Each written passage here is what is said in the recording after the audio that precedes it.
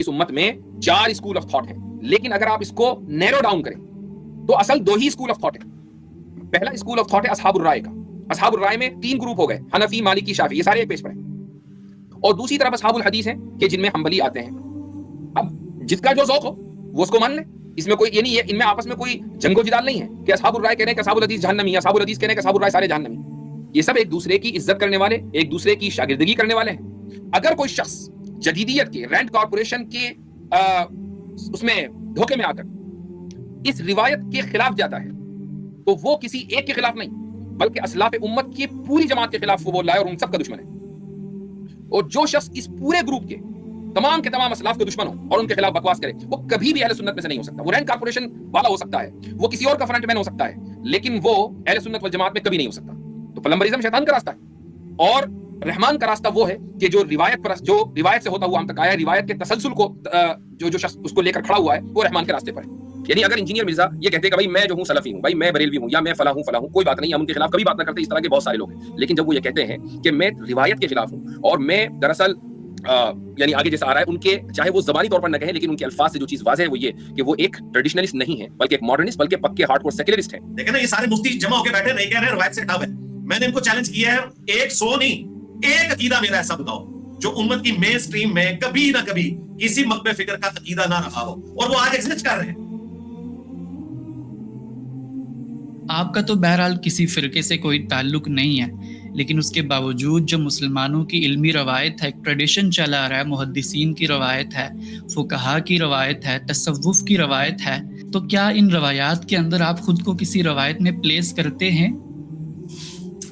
میں نے عرض کیا نا کہ ہم کتاب و سنت کے منہج پر ہیں، جس کو کسی زمانے میں اصحاب الحدیث بھی کہا گیا، اہل السنہ بھی کہا گیا.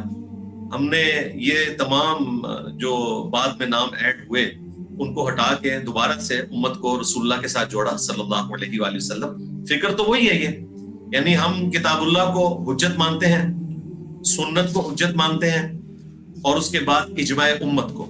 اور جہاں پر ان 3 چیزوں میں آپ کے پاس کوئی گائیڈ لائنز موجود نہیں ہے تو آپ نے اجتہاد کرنا ہے. لیکن اجتہاد کا معاملہ ہر بندے کا ڈیفرنٹ ہے، اس میں اختلاف رائے ہو سکتا ہے. جو چیز فکس ہے وہ کتاب اللہ اور سنت ہے یا اجماع امت، اور وہ بھی اجماع امت وہ والا جس پہ واقعتاً اجماع امت ہو.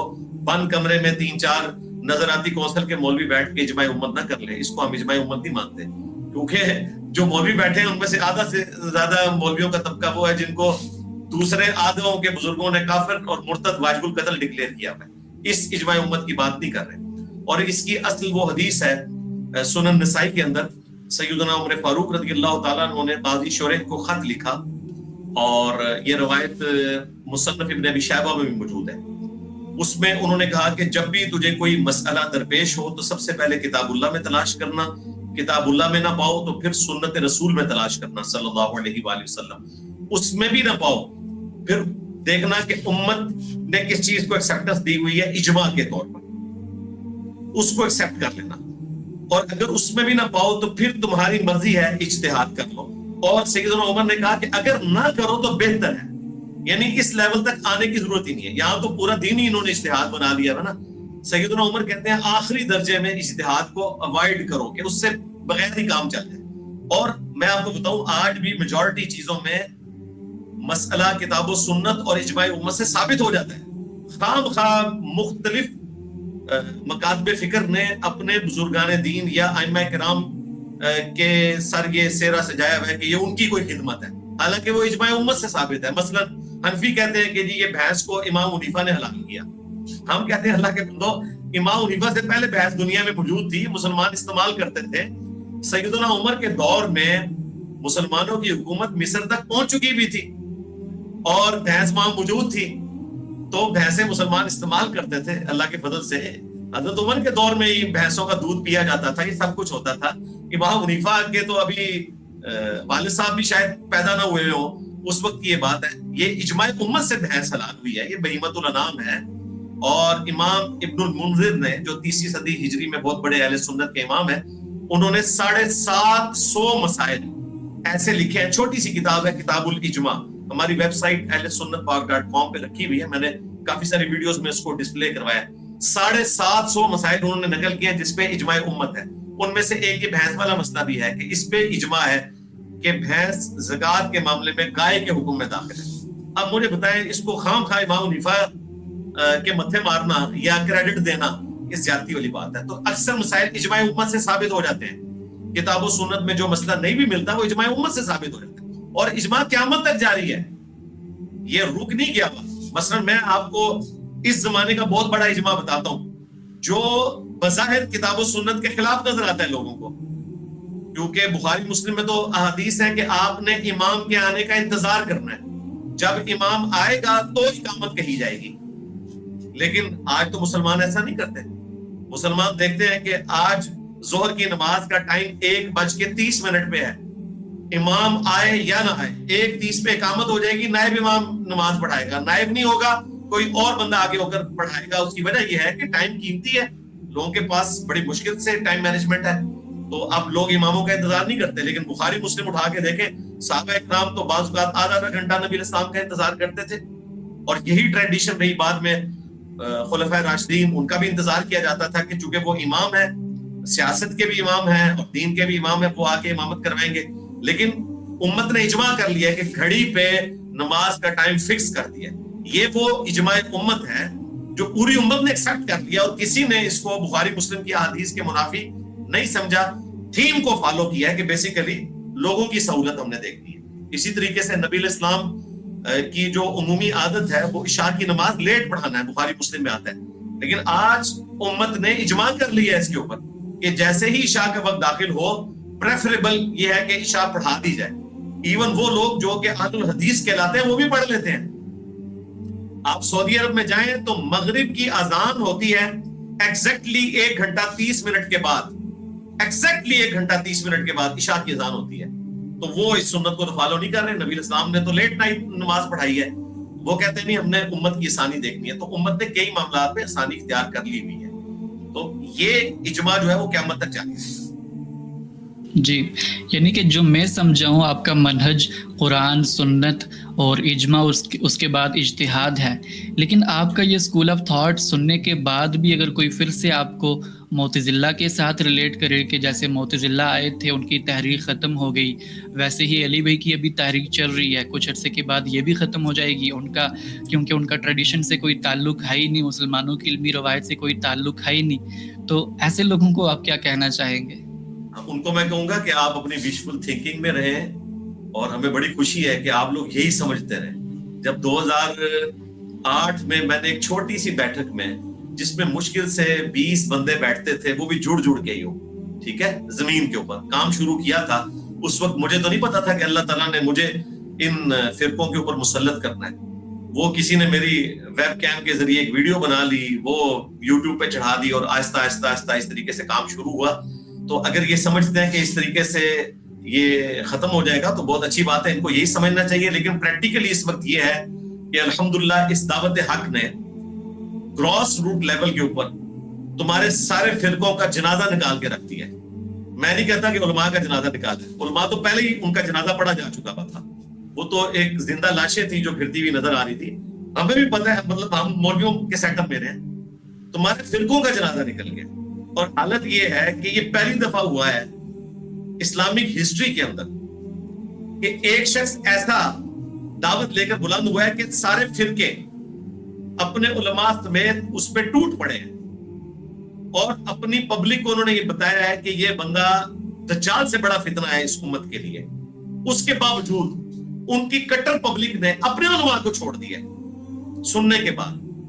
نہ صرف چھوڑا ہے, پہلے تو ہوتا تھا صرف چھوڑتے تھے, الٹا ہمارے اسٹوڈنٹس مسلط ہو گئے ان کے اوپر, حتیٰ کہ انہوں نے ہاتھ جوڑ لیے ہیں کہ یار ہماری جان چھوڑ. میں آپ کو ایک چھوٹی سی بات بتاتا ہوں, یہ حضرت معاذ اللہ جو ٹرمپ کے ناشتے والی سرکار ہے, المعروف گلے پھاڑنے والی سرکار, جو بھگوڑے ہوئے ہیں نیو ٹی وی سے 3 دفعہ بلا کے, اور اس وقت تو بڑے کر و فر کے ساتھ کہہ رہے تھے انہوں بلاؤ میں تو ہے.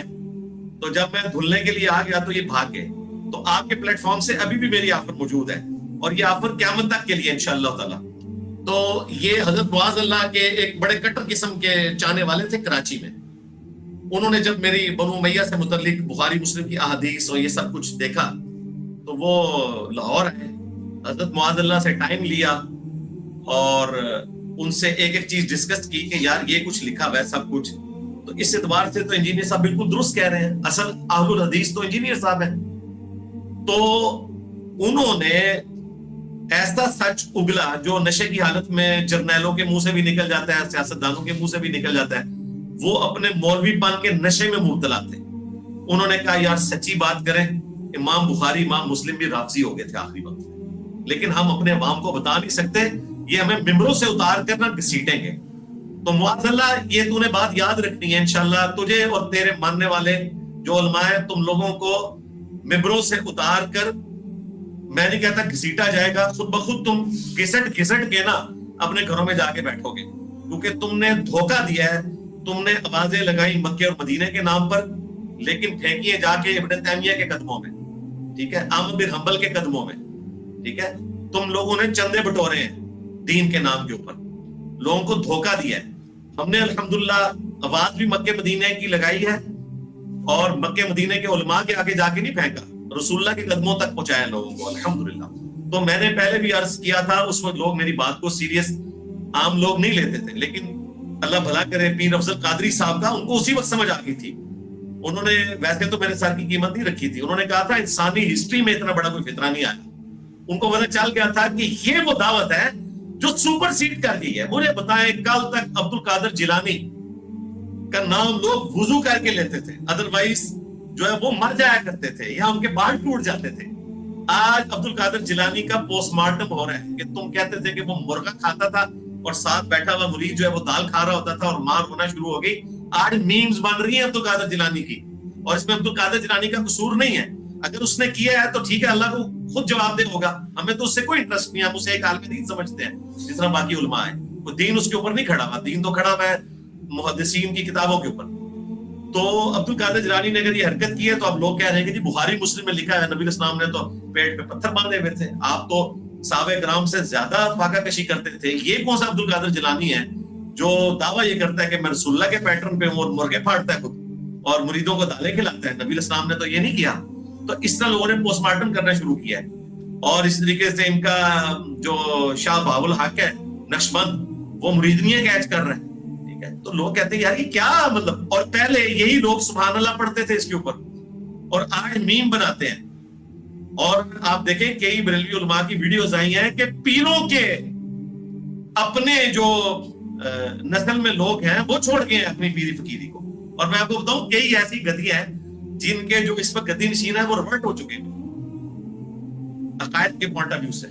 تو انشاءاللہ تعالیٰ ایک وقت آئے گا اور آپ دیکھیں گے کہ ہر طرف, ویسے تو الحمدللہ آپ نے دیکھا ہے کہ ان کا فرقہ واریت کا جو فتنہ ہے وہ دب چکا ہے. انشاءاللہ تعالیٰ دن بدن ان کے اوپر مشکل وقت آئے گا. اور یہ اگر کسی زوم میں یا عربی میں زام میں مبتلا ہے نا کہ یہ دعوت جو ہے معتزلہ کی طرح کی دعوت ہے. معتزلہ کیا لوگوں کو یہ بتایا کرتے تھے کہ تم قرآن و سنت کو فالو کرو ڈائریکٹلی اور چھوڑو بزرگ بابوں کو؟